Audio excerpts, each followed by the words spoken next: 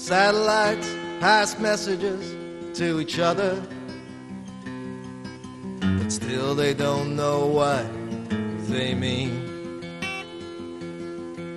That piece of wire connecting my telephone to yours can't tell between a kiss or a scream. My computer-aided collect long-distance call. It can't talk to your answering machine. I guess we forgot.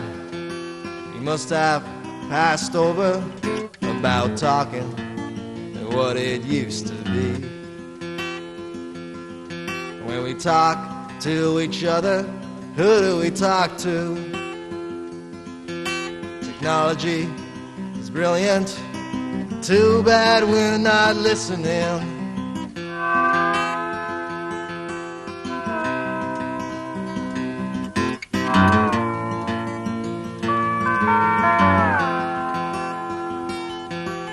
Communication's only and getting better all the time. It gives us more distractions every day.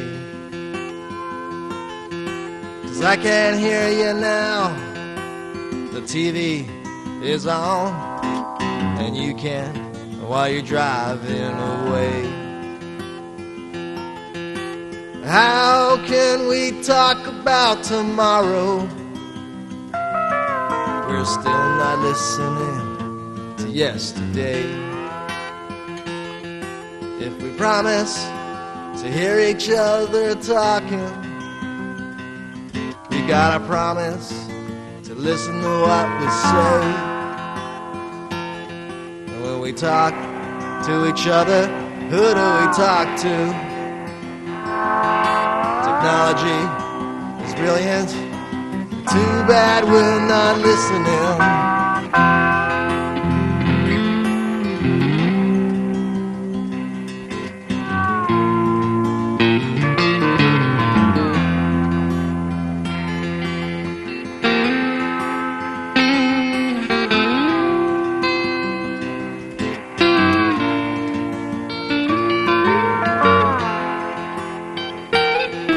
When we talk to each other, who do we talk to? Technology is brilliant.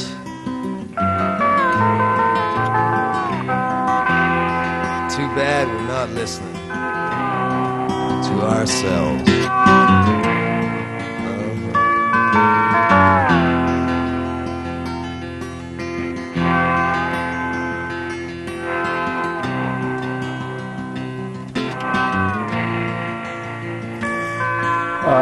This morning we want to spend some time with something that is extremely important for all of us who are using focusing, biospiritual focusing, to understand, because it is a vital step in the healing of our planet and of ourselves, and Dr. Junlin has made an incredible contribution, which is not appreciated at all, I don't think, in what he calls process skipping, and helping us understand what that is, and giving us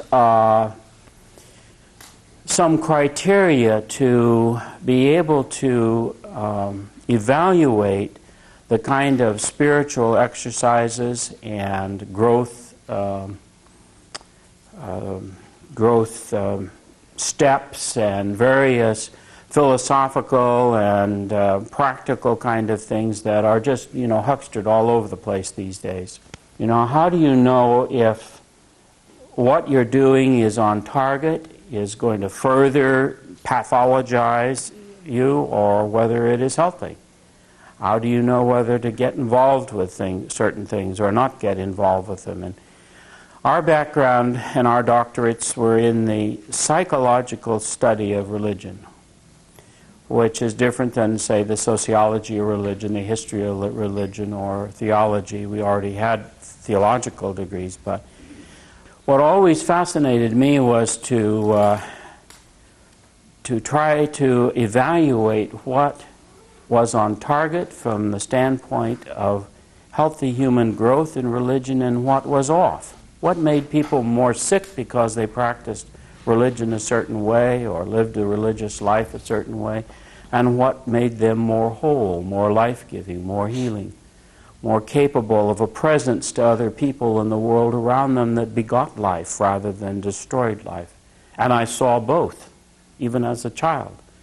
I saw that both were there. And I think that's what drew me to invest so much time and energy and to continue all my life in this, as well as some very profound experiences that guided me, even as a child, in this direction. So it's a fascinating area to approach religion from that point of view, rather than, say, just the theological or just the historical. To approach it and try to examine it with the tools from psychology, or which is, I like to, rather than say psychology, it's just about since about 1875, when in Germany they started to do something that eventually became called psychology, to examine what does it mean to be human, and what is being human. What is this process that we seem to be trying to live toward or work toward? And then people came along eventually and were able to describe it pretty well, I think, and find more and more ways of understanding what it is. And I think the word congruence, which I defined for you earlier, or as we can see the tie into that to the biblical tradition, both in Judaism and later in Christianity. And we can see it also in other religions, that this whole journey that we attempt to move along and to find ourselves in is a process of unification. It is a process of wholeness, process of getting retied to our roots and living connected with, as Paul would put it, as membranes within a larger body, living as the cells within our own body need to be connected for unity in our own organism, so too do we need to be connected to this larger body in order to live in harmony with other people and with the world around us, and the ecology that we're a part of, field system thinking in physics today and other sciences, that you can't understand the part without understanding the whole, or the Sitzenleben that it's in, the situation that it exists in, the field that it's a part of, that you can't understand yourself apart from the whole. So I mentioned to you that definition, and I just mention it again, of wholeness or holiness or congruence. That we see it certainly involves very clearly today as an integral part of it, being able to feel your feelings physiologically and allow them to symbolize themselves accurately, which is really a definition of what focusing is and allows us to do. Also, it's important to understand what we mean by addiction when we look at addiction, because that word is bantered around all over the place in various kind of sloppy ways, just like we use the word love. I love Wendy's hamburgers. Well, it means something very different than when I talk about loving you, or you're loving your wife or husband or child and so forth. So same thing with the word addiction. And what we mean by addiction is the use of anything or anyone or any relationship as a substitute for entering into this process of congruence in myself. See, as a substitute, I use some person's religion, I use prayer, I use drugs, or I use work, or I use, and literally anything, as a substitute for entering and owning in myself what human life is about, which is to, throughout the whole of my days and years here, to enter into my own wholeness process, to be able to be congruent with whatever is real inside me, in my world, being able to physiologically own that body feeling of fear or envy or jealousy or excitement or whatever, and to allow it, as in our language, to tell its story, to allow the meaning that's there to come to me, and to not become addicted to finding ways to numb that and back away from it or push it away, so that that process can't go forward in my life. So, what keeps us from moving in that direction? What is one of the most clear things that we can understand today that is a psychological mechanism that holds these systems of inner dominance that we create to separate ourselves from the truth of ourselves, and these systems of outer dominance that we allow to separate us, that we permit to separate us from that truth of ourselves.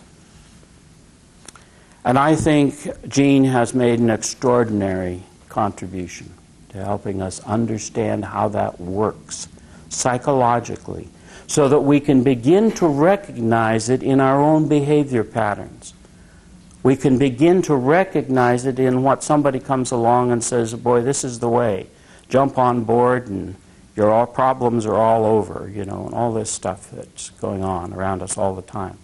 You begin to have the tools within your own experience, and you can verify these so that if you want to put it in kind of crass language, your crap detector is tuned up well, particularly if you live in the Bay Area. You need it. So that's what we want to share with you, because I think Jean has clearly shows us how these systems keep repeating themselves over and over. These systems that block us from that freedom and that peace and that joy of being able to live life fully in one's own spirit.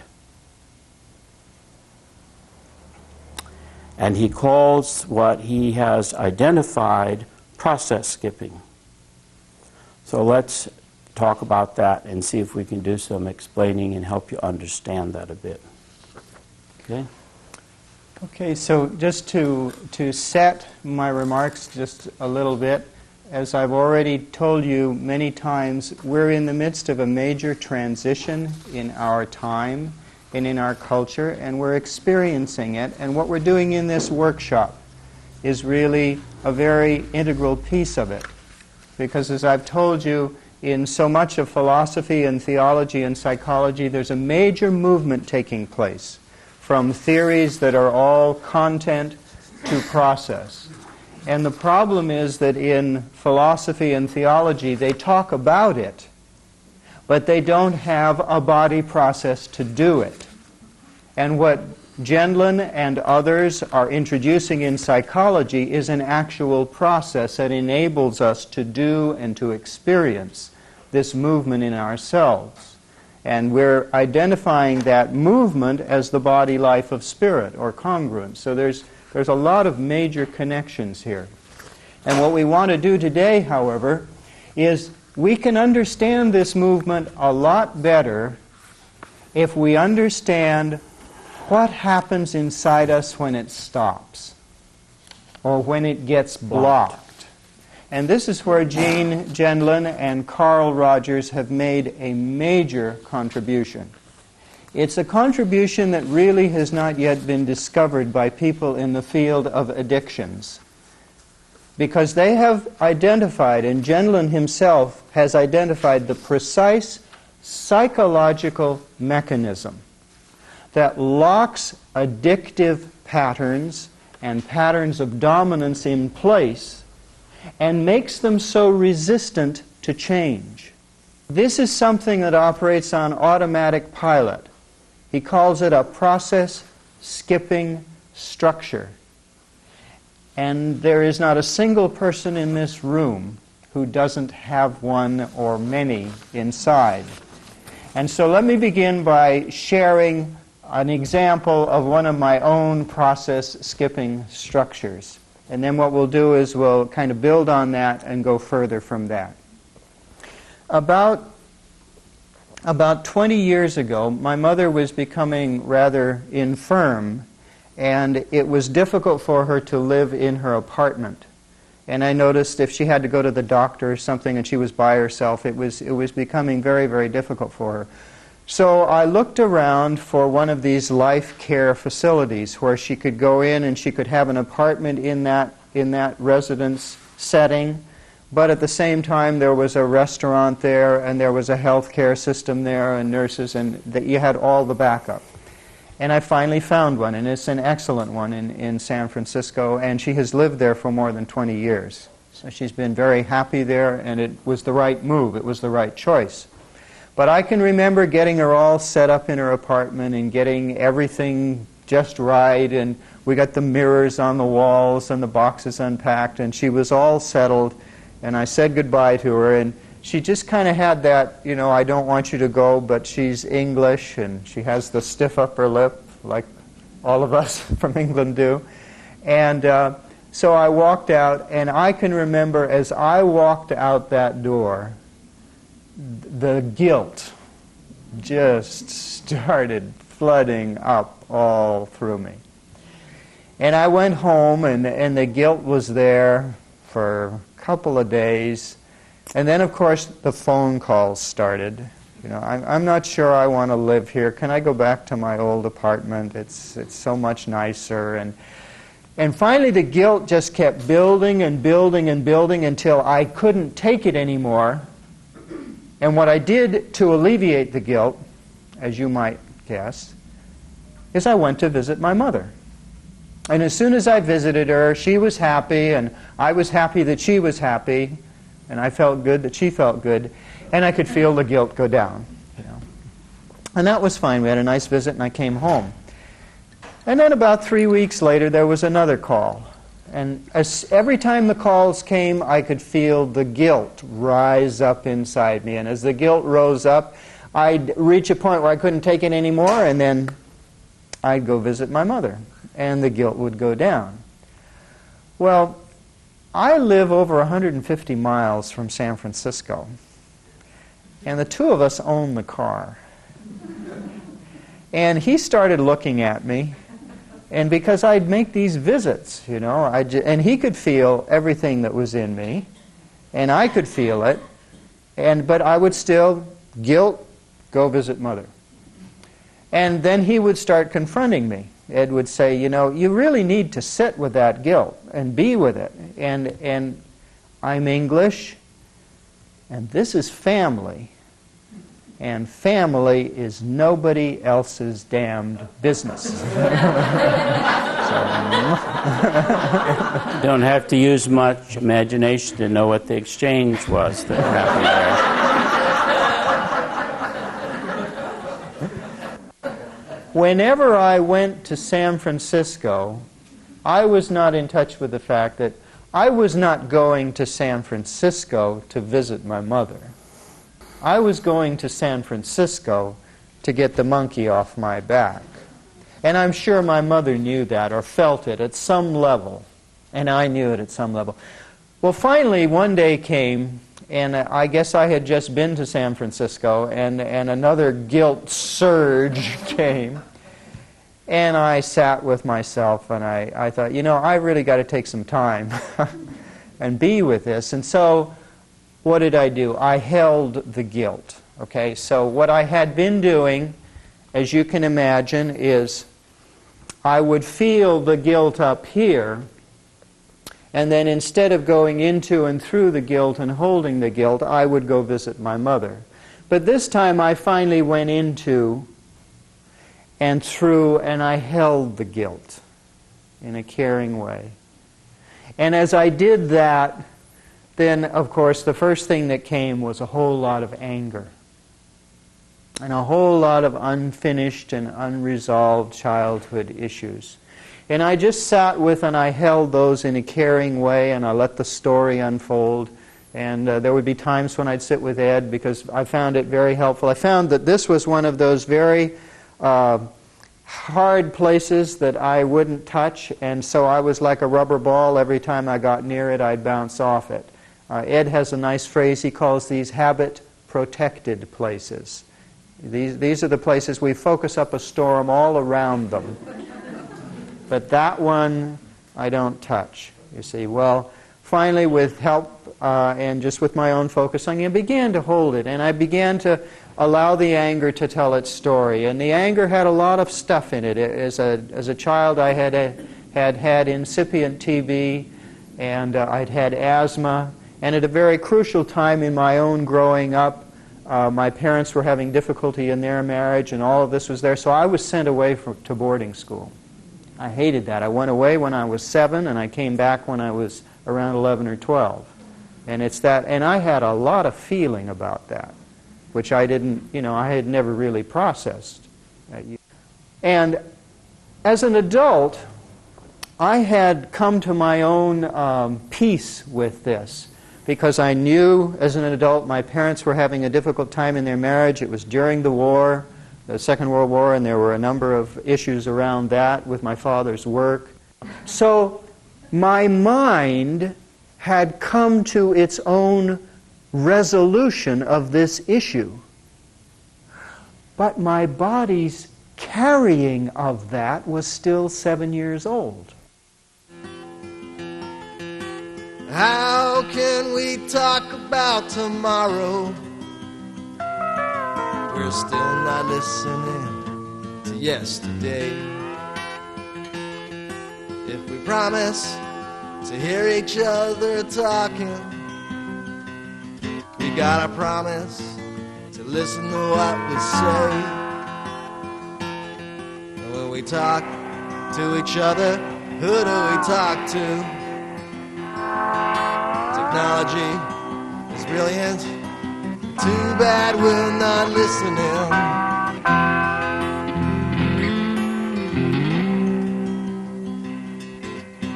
You see that? In other words, the anger was still there. And the guilt, you're carrying a lot of anger in your body, and then you're doing this to your mother. You're putting her in this place, and yet you feel angry about her. And, of course, guilt is going to come up out of that kind of a pot, you see. So the guilt would keep coming. And it was only when I sat with the anger and held it, and when I sat with the experience of all the unfinished childhood dependency issues, that gradually, slowly, that began to change, the inner landscape. And then the absolutely fascinating thing that occurred was when I went to visit my mother, then I was no longer there to get the monkey off my back, but I was there genuinely to be with her. And we have a similar sense of humor, and there's a lot we share. And when you can get all this stuff out of the way, then two human beings can begin to establish a relationship. And it's a wonderful thing as a child when you relate to a parent, when you can grow through to the point where you relate to that parent as a friend, as an equal. It had a wonderful effect on his mom. There was a mutual healing taking place, and it was wonderful to be able to even hear it on the phone. Right.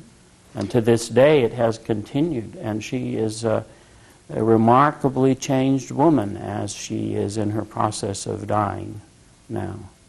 She's a remarkably changed woman, a very peace-filled woman, and a joy to the nurses and the people that care for her, where before she was just a huge pain in the butt. She was really a tough one. Mm-hmm. And now she's loved by those people there that care for her. And it has a lot to do with the responsibility, I think, that Peter took for himself and the gift that he is to his mother now. Mm-hmm. It's a real gift. So let's look at that experience that I just described to you and try to understand a little more of what's actually going on here. Can you see how what I would do is I would feel guilt. Okay, in other words, I could feel that up at the tip of the iceberg. But what happened was every time I came near to and began to feel that guilt, instead of going into it and through it to hold the more of the story, the anger, the unresolved childhood issues, instead of doing that, I would immediately skip off into an activity that would numb or ease that experience, the pain of that experience. Now, some people, when they come to and feel that guilt, they'll take a drink. Some people, when they feel the guilt, they'll get busy and do something. Some people, like myself, will do something to please somebody. You see, every time they get near to the feeling that is difficult, they will skip the process and skip off into an activity or a drug or a narcotic that will numb or in some way ease the pain or the discomfort of the feeling that I don't like inside my body. Can you catch that, what he's saying?